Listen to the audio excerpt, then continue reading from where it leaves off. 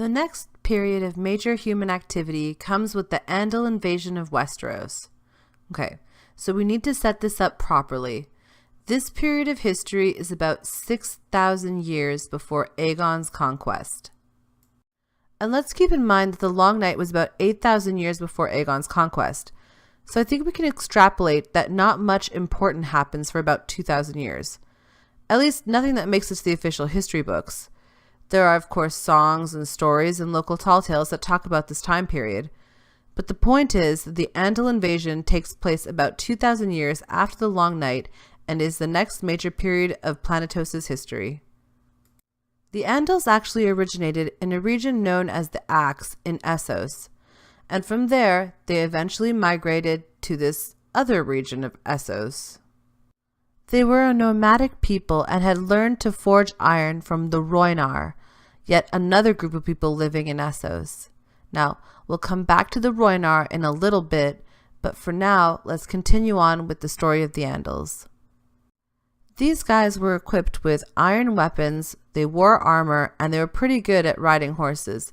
So naturally, when they came up against any other group that got in their way, they were really pretty good at wiping out their enemies too. And that's because most of the people that they were fighting were still using bronze weapons, armor, and tools.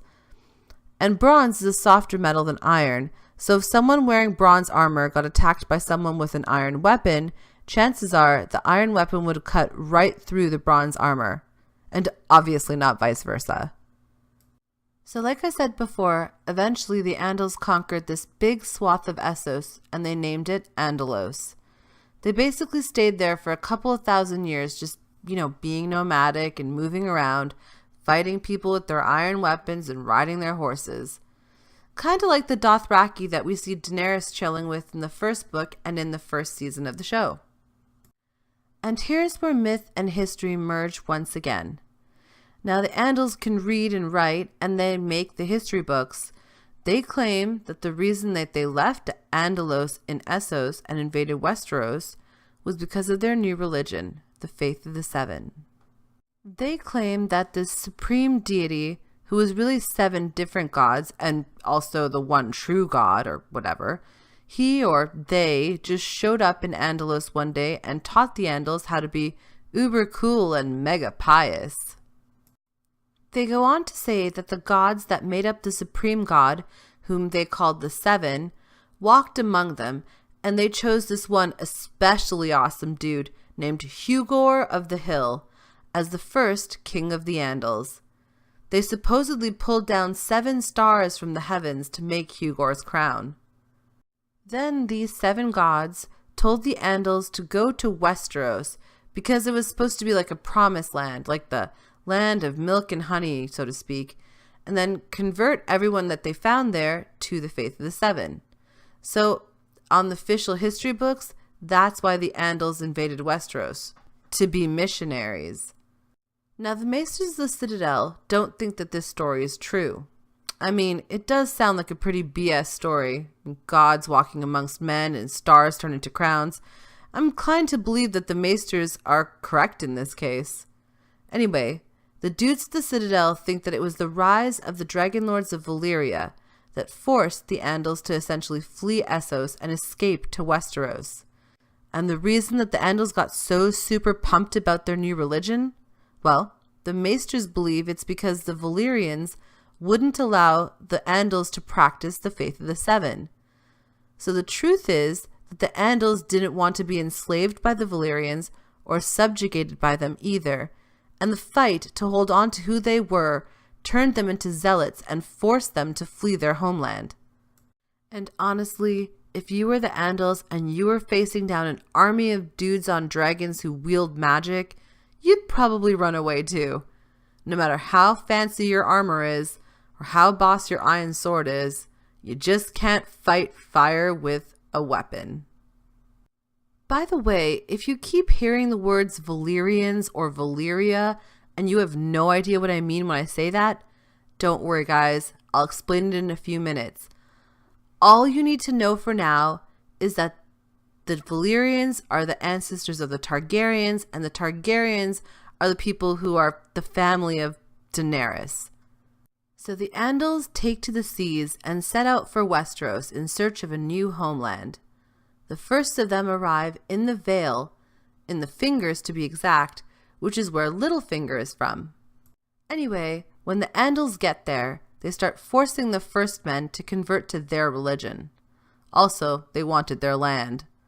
The first men and the children try to stop the Andals, but remember how we talked about how badass iron weapons are compared to bronze? Well, that factor comes into play big time here, because the people of Westeros were still using bronze, and as you can imagine, that ended badly. This resulted in almost all of Westeros being invaded, conquered, and converted to the Faith of the Seven under the rule of the Andals. Well, I mean, half of Westeros. In the north, the Starks and their bannermen hole up in Moat Cailin and somehow manage to repel the Andal invaders so they never go past the Neck. The Northerners end up retaining most of their first men bloodlines because of this action, and they hold on to the worship of the old gods. Good for the North. Not so great for the children of the forest that got caught up in this mess. Their population takes yet another hit, and they move even further north, far away from the kingdoms of men, up past the wall and stuff. Besides the north, there's another kingdom that resists the influence of the Andals too, and that's the Iron Islands. So about 4,000 years before Aegon I, the Andals actually go to the Iron Islands and manage to take out the ruling family, the Grey Irons. House Horror then takes the Seastone chair, and through them, the Andals ostensibly control the Iron Islands.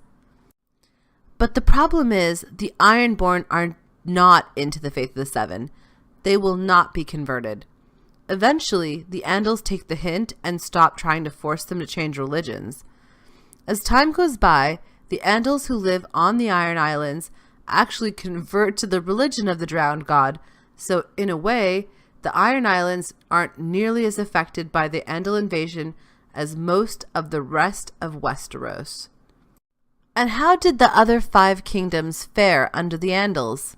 Well, the Andals didn't just convert the people of Westeros to their religion, they also taught them how to forge iron and steel and how to read and write. There's also the fact that despite fighting with the first men, the Andals end up intermarrying into powerful households and becoming part of the family. So, you might think of this a little bit like when the Anglo-Saxons invaded Britain and mixed with the native Britons because they did pretty much the same type of thing then. The other major thing that the Andals did that utterly changed the face of Westeros was that they burned all the weirwood trees south of the Neck that they could get their hands on. The Andals believed that all other religions were false, and they didn't trust the children of the forest because they thought of them as abominations. Since the old gods were the gods of the children, the Andals just decided that killing all the children and burning down or chopping down all the weirwood trees was the best and holiest course of action. The only location that seems to have been spared from this fate was the Isle of Faces. But why the Andals chose to save this one spot in all Westeros from their religious purge, why they chose to respect the religion of the old gods here, no one knows for sure. Let's turn our attention now to another major innovation that the Andals contributed to Westeros: reading and writing. Before the invasion, the first men simply used runes that they carved on stone to communicate. That means that all the history books were written after the Andals invaded.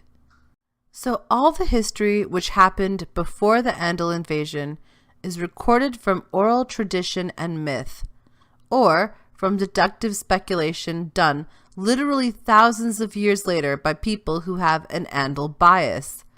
That makes it very obviously not a first-hand accurate accounting of what went down in the Dawn Age or in the Age of Heroes. So take everything that's given to us as history from before the Andal invasion with a large grain of salt. So that's about 2,000 years of history in Westeros that are taken up with the Andal invasion and the conversion of the majority of the population of the continent to the Faith of the Seven. That's 4,000 to 6,000 years before Aegon Targaryen conquered Westeros.